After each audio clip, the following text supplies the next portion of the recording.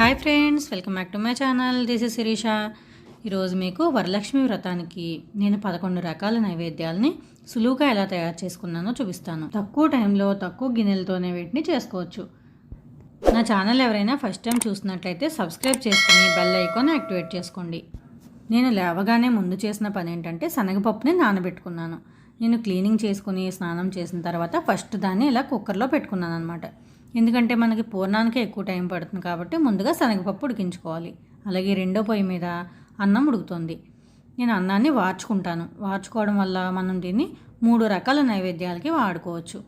మీరు ఎలక్ట్రిక్ కుక్కర్లో అయినా సరే పెట్టుకోవచ్చు. అలాగే పులగం చేయడానికి బియ్యం పెసరపప్పు కడిగి నానబెట్టి ఉంచుకున్నాను అనమాట. మనకి పొయ్యి ఎప్పుడు ఖాళీ అయితే అప్పుడు పొయ్యి మీద పెట్టేసుకోవచ్చు. ఈ రెండు ఉడికేలోపు మనకి స్టవ్తో పని లేని వేరే నైవేద్యం చేసుకున్నాం. అదేంటంటే చలిమిడి. మెత్తని బియ్యపిండి తీసుకుని దానిలో బెల్లం వేసుకుని ఇలా ముద్దలా చేసుకోవాలన్నమాట. దీన్ని పక్కన పెట్టుకుని చలిమిడి పైన పెట్టడానికి పెసరపప్పుని నానబెట్టుకోవాలి. ఈలోపు శనగపప్పు ఉడికిపోయింది. ఆ కుక్కర్ దించేసి దానిపైన నేను ఇలా బెల్లం కరిగించుకుంటున్నాను. ఇది అప్పాలు పాలకాయలు చేయడం కోసం అనమాట. ఇది ఎలా చేయాలో తెలియని వాళ్ళు నేను ఆల్రెడీ వీడియో అప్లోడ్ చేశాను, అందులో చూడండి.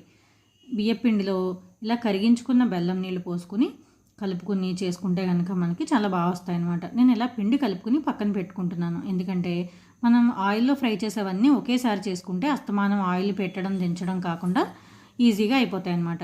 అన్నీ అయిపోయిన తర్వాత లాస్ట్లో గారెలు బూరెలు అన్నీ ఫ్రై చేయడానికి ఆయిల్ పెడతాను కదా, అప్పుడు డైరెక్ట్గా ఒకేసారి అప్పాలు పాలకాయలు కూడా ఫ్రై చేస్తాను అనమాట. సో దీన్ని ఇలా ముద్దలా కలుపుకుని పక్కన పెట్టుకుంటున్నాను.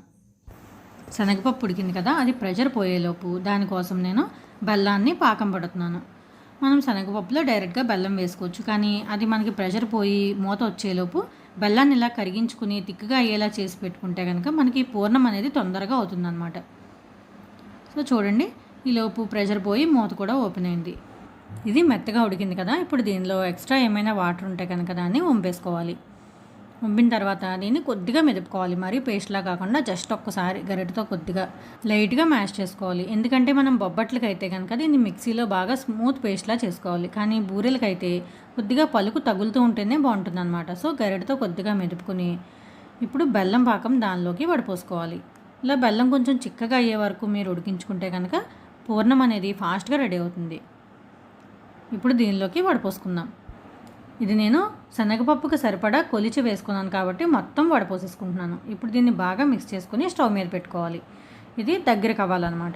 బెల్లం చిక్కగా పాకం పట్టాం కాబట్టి ఫాస్ట్గానే అయిపోతుంది. ఈలోపు పక్క పొయ్యి మీద అన్నం ఉడికిపోయింది కాబట్టి వార్చేసి నేను ఒక గిన్నె పెట్టుకుని దానిలో ఆవు పాలు పోసుకుంటున్నాను క్షీరాన్నం కోసం. మామూలుగా అయితే పాలు పొంగేటప్పుడు మనం బియ్యం వేసి ఉడికిస్తూ ఉంటాం. అలా చేస్తే మనకి ఉడకడానికి చాలా టైం పడుతుంది. మనం ఇలా ఫాస్ట్గా నైవేద్యాలు చేసుకోవాలనుకున్నప్పుడు ఒక చిట్కా యూజ్ చేయొచ్చు అనమాట. అదేంటో ఇప్పుడు చూద్దాం. ఈ పాలు కాగేలోపు నేను వార్చుకున్న అన్నంలో ఒక సగం భాగాన్ని ఇలా పళ్ళెంలో వేసి చల్లార్చుకుంటున్నాను. ఇది పులిహోర కోసం అనమాట. పులిహోరకి ఎప్పుడు అన్నం చల్లారాలి. ఇంకొంచెం అన్నాన్ని ఇలా గిన్నెలో వేసి దీన్ని మ్యాష్ చేసుకుంటున్నాను. ఇది దద్దోజనం కోసం అనమాట. దద్దోజనానికి ఇలా అన్నం వేడిగా ఉండగానే మ్యాష్ చేసుకుంటే దద్దోజనం చాలా స్మూత్గా వస్తుంది. ఇక ఈ మిగిలిన అన్నాన్ని అయితే నేను పరమాన్నం కోసం వాడుతున్నాను. నేను ఇలా పాలు పొంగిన తర్వాత ఈ ఉడికించిన అన్నాన్ని దీనిలో వేస్తున్నాను అనమాట. వేసి మనం ఒక 10 నిమిషాలు ఉడికించుకుంటే చాలు.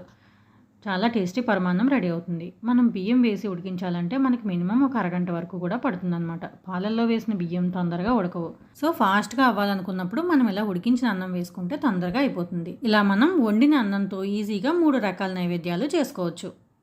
ఇక్కడ పరమాన్నం ఉడికేలోపు రెండో పొయ్యి మీద పూర్ణం కూడా గట్టిపడిపోయింది. ఇప్పుడు దీనిలో కొద్దిగా యాలకుల పొడి కొంచెం నెయ్యి కూడా వేసుకుని బాగా మిక్స్ చేసుకోవాలి. ఇప్పుడు స్టవ్ ఆఫ్ చేసి దీన్ని ఒక ప్లేట్లో వేసి చల్లారబెట్టుకోవాలి. ఇప్పుడు పొయ్యి ఖాళీ అయింది కదా, ఇందాక నేను బెల్లం కరిగించుకున్న గిన్నెలోనే కొద్దిగా బెల్లం వేసుకుని నీళ్లు పోసి కరిగించాను. ఇది పరమాన్నంలో వేసుకోవడానికి అనమాట. పరమాన్నం బాగా ఉడికిన తర్వాత ఇలా స్ట్రెయినర్తో వడగట్టుకుని కలుపుకుంటే కనుక మనకు బెల్లం ఈజీగా కరిగిపోతుంది. అలాగే విరిగిపోకుండా కూడా ఉంటుందన్నమాట. మనం బెల్లం యాడ్ చేయడం వల్ల అది ఒకసారి తొందరగా కరగదు, అలాగే విరిగినట్టుగా కూడా అవుతుంది. దీనిలో ఒక చిటికెడు ఉప్పు వేసుకుంటే టేస్ట్ అనేది బ్యాలెన్స్ అయ్యి చాలా బాగుంటుంది. ఇప్పుడు దీనిలో కొద్దిగా యాలకుల పొడి కూడా వేసుకుని బాగా కలిపి పక్కకు దించేసుకోండి. ఇప్పుడు పొయ్యిలు రెండు కూడా ఖాళీ అయ్యాయి కదా, ఒక పొయ్యి మీద నేను బియ్యం పెసరపప్పు కడిగి పెట్టుకున్నాను కదా పులగం కోసం, దాన్ని పెట్టుకున్నాను. ఇక రెండో పొయ్యి మీద వరుసగా తాలింపులన్నీ పెట్టుకున్నాం. పరమాన్నం దింపి పక్కన పెట్టాము. అలాగే పులిహోర కోసం రైసు చల్లారబెట్టించాము. దద్దోజనం కోసం మెదిపిన అన్నంలో పెరుగు వేసి ఉప్పు వేసి సిద్ధంగా ఉంచుకోవాలి. వీటితో పాటు పోపు దినుసులు కూడా రెడీ చేసుకున్నాను. ముందుగా ప్యాన్ పెట్టుకుని కొద్దిగా నెయ్యి వేసి దీనిలో జీడిపప్పు కిస్మిస్ వేయించుకోవాలి. ముందుగా స్వీట్లో వేయించుకుంటే తర్వాత మనం పులిహోర పోపది పెట్టుకోవచ్చు. ఇలా జీడిపప్పు కిస్మిస్ బాగా వేయించిన తర్వాత దీన్ని ఉడికించి పెట్టుకున్న పరమాన్నంలో వేసుకుంటే మనకి పరమాన్నం సిద్ధమైపోయింది. ఇప్పుడు ఇదే ప్యాన్లో మళ్ళీ ఆయిల్ వేసుకుని దద్దోజనం కోసం పోపు సిద్ధం చేసుకోవాలి. కొద్దిగా జీడిపప్పు, ఆవాలు, జీలకర్ర, దంచిన అల్లం, పచ్చిమిర్చి, కరివేపాకు ఇవన్నీ కూడా వేసి బాగా వేయించుకోవాలి. ఇది బాగా వేగిన తర్వాత మనం కలిపి పెట్టుకున్న పెరుగన్నంలో వేసుకోవాలి. ఇప్పుడు ఇదే ప్యాన్లో కొంచెం ఎక్కువ ఆయిల్ వేసుకుని ముందుగా వేరుశనగపప్పు, శనగపప్పు, మినపప్పు, ఆవాలు ఇవన్నీ వేసి వేయించుకోవాలి. ఇది పులిహోర కోసం. ఇవి బాగా వేగిన తర్వాత దీనిలో ఎండుమిర్చి, దంచిన అల్లం, పచ్చిమిర్చి, కరివేపాకు కూడా వేసి బాగా వేయించుకోవాలి. పోపు అంతా కూడా బాగా వేగిన తర్వాత దీనిలో మనం కొద్దిగా పసుపు వేసుకోవాలి. అలాగే ఒక చిటికెడు ఇంగువ కూడా వేసుకోండి. పులిహోరకి మంచి ఫ్లేవర్ వస్తుంది. ఇప్పుడు దీనిలో నేను ఒక 2 టేబుల్ స్పూన్లు చింతపండు గుజ్జు వేసుకుంటున్నాను. ఆల్రెడీ నా దగ్గర తీసిన గుజ్జు ఉంది కాబట్టి వేసుకున్నాను. లేదంటే మీరు చింతపండు రసమైనా వేసుకోవచ్చు. ఇంకా పులిహోరకు సరిపడా ఉప్పు, కొద్దిగా బెల్లం కూడా వేసుకోవాలి. ఇది వేయడం వల్ల మనకి పులుపు బ్యాలెన్స్ అయ్యి చాలా మంచి టేస్ట్ వస్తుంది అనమాట. జస్ట్ ఒక చిన్న స్పూన్ వేసుకోవాలి. ఇప్పుడు ఇదంతా బాగా మిక్స్ చేసుకుని చింతపండు గుజ్జు ఆల్రెడీ చిక్కగానే ఉంది కాబట్టి మనం దీన్ని చల్లారబెట్టి పెట్టుకున్న రైస్లో వేసేసుకోవాలి. పోపు వేడిగా ఉంటుంది కాబట్టి ముందు కొద్దిగా గరిటెతో కలుపుకొని కొంచెం చల్లారగానే మనం చేత్తో కలుపుకుంటే పులిహోర అనేది పర్ఫెక్ట్గా మిక్స్ అవుతుంది. సో మనకి పులిహోర అనేది రెడీ అయిపోయింది. మనం ఇలా 3 పోపులు పెట్టుకునేసరికి పక్క పొయ్యి మీద పులగం పెట్టాం కదా, ఇది కూడా రెడీ అయిపోయింది. మీకు ఇంకొక వెరైటీ కావాలనుకుంటే ఈ పులగంలో కొద్దిగా తీసి మిగిలిన దాంట్లో బెల్లం వేసి ఉడికించుకుంటే మనకి చక్కెర పొంగలి కూడా రెడీ అవుతుంది. ఇవన్నీ అయ్యేలోపు నేను గారెల కోసం అలాగే బూరెల కోసం కూడా పిండి రెడీ చేసి పెట్టుకున్నాను.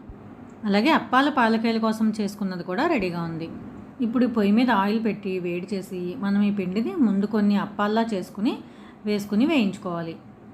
వీటిని ఒక 5 మినిట్స్ వేయిస్తే సరిపోతుంది. మనం ఇలా 2 వైపులా తిప్పుకుంటూ మంచి బ్రౌన్ కలర్ వచ్చే వరకు వేయించి తీసేసుకోవడమే. ఇప్పుడు మిగిలిన పిండిని మనం ఇలా పొడవుగా పాలకాయల్లా చేసుకుని వీటిని కూడా వేయించేసుకోవాలి. ఇప్పుడు మనకి 2 రకాలు రెడీ అయిపోయాయి కదా. ఇప్పుడు వడల పిండి తీసుకుని ఉప్పు వేయకుండా ఒక 5 వడలు వేసుకుంటున్నాను. ఈ 5 కూడా నేను పాకంలో వేస్తాను అనమాట. ఇది ఒక వెరైటీలో అమ్మవారికి పెట్టవచ్చు. అలాగే వడల పిండి ఎలా రుబ్బుకోవాలి, దాంతో బెల్లం గారెలు, పెరుగు గారెలు, నార్మల్ గారెలు ఎలా వేసుకోవాలని నేను ఒక వీడియో చేశాను. ఎవరైనా ఇంట్రెస్ట్ ఉన్న వాళ్ళు ఉంటే ఛానల్ విజిట్ చేసి వీడియో చూడండి. ఈ వడలు వేగేలోపు పక్క పొయ్యి మీద నేను బెల్లం పెట్టి కరిగించుకున్నాను. ఇది కొంచెం కరిగి తిక్కైన తర్వాత దీన్ని ఒక గిన్నెలోకి వడపోసుకుని దీనిలో కొద్దిగా యాలకుల పొడి వేసుకుని ఈ వడలు వేగిన తర్వాత ఈ పాకంలో వేసాను అనమాట. మీరు గమనిస్తే కనుక నేను ఇప్పటి వరకు 4 సార్లు బెల్లం కరిగించాను. అదే గిన్నెతో చేశాను అనమాట. మొదట అప్పాలు పాలకాయల కోసం, తర్వాత పూర్ణం కోసం, తర్వాత పరమాన్నానికి, చివరిగా బెల్లం గారెల కోసం. సో మనం ఒకే గిన్నెతో ఈజీగా అలా బెల్లం కరిగించుకొని వడగట్టుకోవడం వల్ల మనకి గిన్నెలు తక్కువ అవుతాయి, పని కూడా సులువుగా అవుతుంది. ముందు వాయి గారెలు బెల్లంలో వేసిన తర్వాత నేను రెండో వాయ జీలకర్ర వేసి మామూలు వడలు వేసుకున్నాను అనమాట. ఇప్పుడు బూరెల కోసం ఈ పిండిలో కొద్దిగా నేను బియ్యం పిండి కలుపుకుని పెట్టుకున్నాను. ఇందాక తయారు చేసి పెట్టుకున్న పూర్ణాన్ని ఇలా ఉండల్లా చేసుకుని ఈ పిండిలో డిప్ చేసి బూరెల్లా వేయించుకోవడమే. మాకు పూజలో బూరెలు వాయనంగా ఇవ్వడం ఆనవాయితీ అనమాట. అందుకని బూరెలు అయితే కొంచెం ఎక్కువే పడతాయి అమ్మవారికి నైవేద్యంగా పెట్టడానికి, అలాగే వాయనంలో పెట్టడానికి కూడా. సో నేను ఒక 3 వాయిల వరకు బూరెలు వేసి వేయించుకున్నాను. పూర్ణాలు పూర్తయిన తర్వాత మనకి పిండి ఉంటుంది కదా, మనం మినప్పిండిలో బియ్యపిండి, బెల్లం, ఉప్పు వేసి దాన్ని ఇలా చిట్టు పునుగుల్లా వేసుకోవచ్చు అనమాట. ఇవి మనం గ్రామ దేవతలకి నైవేద్యాలు పెట్టినప్పుడు కూడా ఎక్కువగా చేస్తూ ఉంటాం. వీటిని కూడా ఒక నైవేద్యంగా పెట్టచ్చు.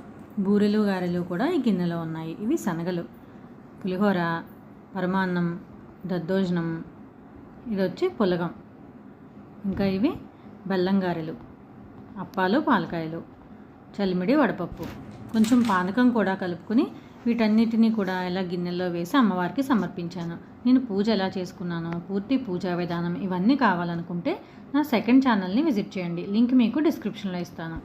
మరో వీడియోతో మళ్ళీ కలుద్దాం. Bye friends.